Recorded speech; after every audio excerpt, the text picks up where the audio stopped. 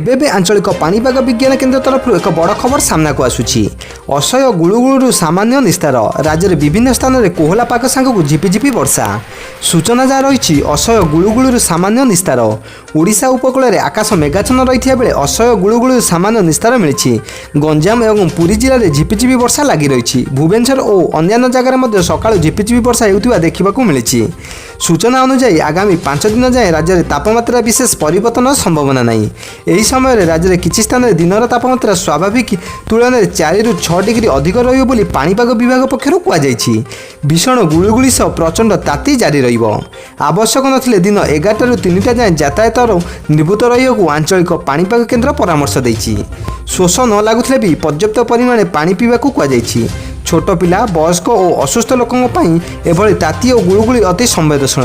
सीधा सड़क खरारु दूर रहिया कहुଯାଇଛି। गृहपालित पशु और पक्षी मानक निरापद स्थान में रखा परामर्श देइछन्ति आंचलिक पाणीपाग विज्ञान केन्द्र तरफ।